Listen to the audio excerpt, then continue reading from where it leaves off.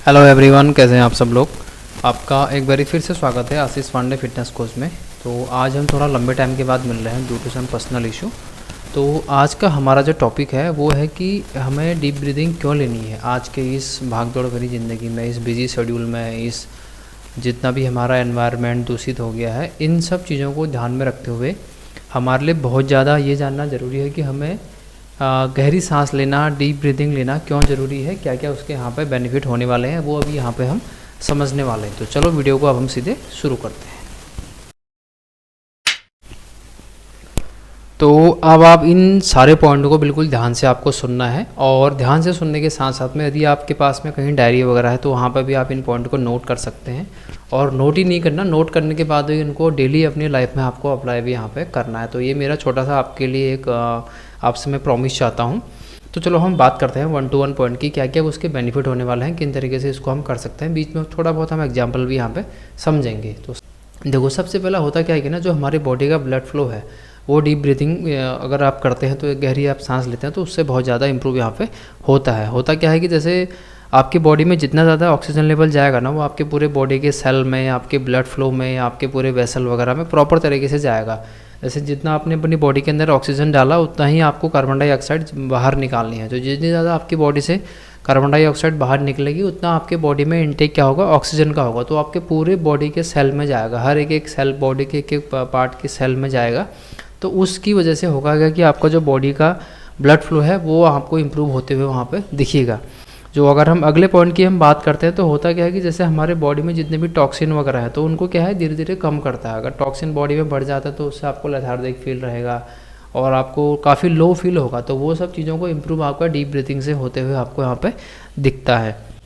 अगर हम नेक्स्ट की बात करते हैं, देखो डीप ब्रीथिंग करने से होता क्या है ना कि आपकी बॉडी का पोस्चर इम्प्रूव होता है। आपने देखा भी होगा या हो सकता है आप में से बहुत सारे लोग जो योग करते हैं, ध्यान वगैरह करते हैं, तो उनका क्या है कि बॉडी का पोस्चर ऐसे स्ट्रेट होना चाहिए।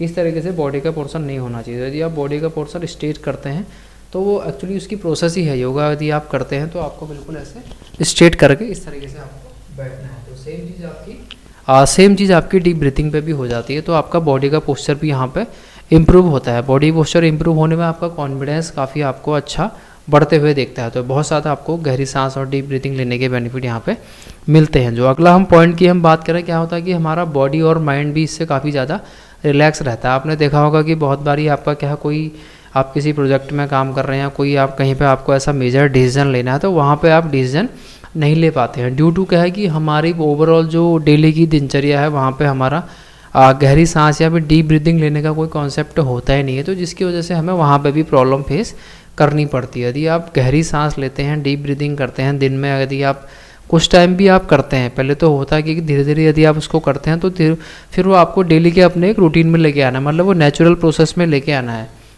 बट यदि आप उस टाइम पे नहीं कर पाते, आप मॉर्निंग में एक टाइम बांध लेते हैं या इवनिंग के टाइम में, जब भी आपके पास में ऐसा फ्री टाइम रहता है, तो उस टाइम पे आप अगर डीप ब्रीदिंग करते हैं तो वहाँ से आपका माइंड का जो डिसीजन लेने की कैपेसिटी है वो भी इम्प्रूव हो जाती है। प्लस में आपका बॉडी भी उससे बहुत ज़्यादा लाइट फील करती है। जो ये आपका पॉइंट बहुत ज़्यादा इंपॉर्टेंट रोल इसमें अदा करता है।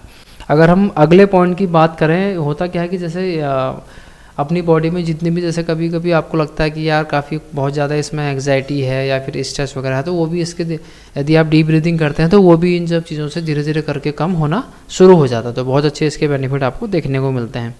फिर क्या होता है कि जैसे हमारी बॉडी का जो मेटाबॉलिज्म सिस्टम है, अपनी बॉडी में मेटाबॉलिज्म सिस्टम और जो रोग प्रतिरोधक क्षमता है, इम्यूनिटी सिस्टम, इसको भी ये इम्प्रूव करने का काम करता है।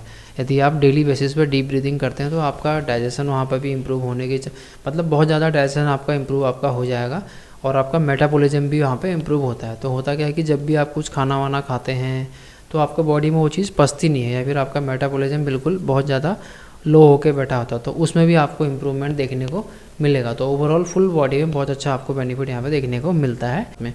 अब देखो सबसे इंपॉर्टेंट चीज़ क्या होती है, यदि आप डीप ब्रीथिंग करते हैं ना तो आपकी जो एजिंग है, एजिंग आपकी स्टक हो जाती है। मतलब आप जैसे माना आप 40 साल के हैं तो आप 40 साल के नहीं दिखेंगे, उससे आप कम के ही दिखेंगे।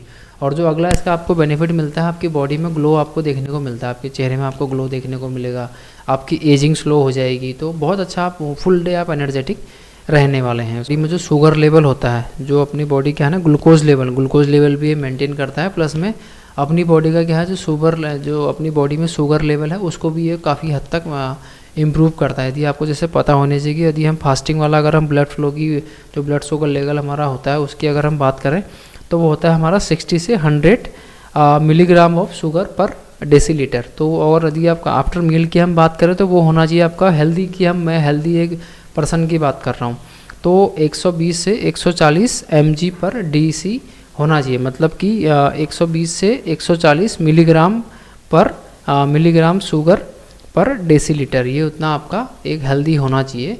तो यदि आप डीप ब्रीदिंग करते हैं तो डीप ब्रीदिंग करने से आपको यहाँ पे भी बहुत ज़्यादा बेनिफिट देखने को मिलता है सब। और देखो उन सबसे ओवरऑल ये सब चीज़ें आपने कर ली तो आप देखेंगे यार आपकी बॉडी में फैट भी धीरे धीरे करके कम होता है। अब देखो फैट कम होने का रीज़न आपको आई थिंक हो सकता है बहुत सारे लोगों को पता हो ना हो, तो हमारी बॉडी से जो भी फैट कम होता है वो हमारे सांसों के थ्रू ही होता है। तो ये उसका डायरेक्टली आपका कोरिलेशन है आपकी डीप ब्रीथिंग के साथ में। जितनी ज़्यादा आपकी ब्रीथिंग गहरी होती जाएगी उतना आपका बॉडी से फैट भी धीरे धीरे करके कम होता जाएगा। तो बहुत अच्छा आपको बेनिफिट यहाँ पे मिलता है। तो हमने इस पॉइंट की लास्ट बात कर ली थी कि हमारा इम्यूनिटी क्या है, इससे काफ़ी ज़्यादा बूस्टअप होती है। तो इम्यूनिटी में आपका बहुत ज़्यादा योगदान है। यदि आपकी जो रोग प्रतिरोधक क्षमता सही नहीं रहेगी तो आप किसी भी मौसम में बीमार हो सकते हैं। जैसे आप बारिश में भीगेंगे, थोड़ा बहुत चेंजेस हो गया तो आपको एकदम से वहाँ पे आपकी बॉडी में चेंजेस देखने को मिल जाएंगे, तो आप उस हिसाब से वहाँ पे एब्जॉर्ब अपने आप को नहीं कर पाएंगे। तो डीप ब्रीथिंग करने से आपको यहाँ पे ये भी बेनिफिट। एग्जांपल की अगर हम बात करें, आपने देखा भी होगा जैसे अगर आप एक कुत्ते की एज लेंगे तो उसकी एज 10 से 15 साल तक होती है। वही अगर आप घोड़े की एज लेंगे तो वो थोड़ा 30-35 साल तक जीता है। अब सिमिलरली आप देखते हैं कि यदि आप कछुए की आपने देखी होगी उम्र कितनी होती है, उसकी होती है 400 से 600 उम्र। तो वही रीज़न होता है कि कछुआ जो सांस लेने की उसकी प्रोसेस है 1 मिनट में 5 या 6 बार ही सांस लेता है।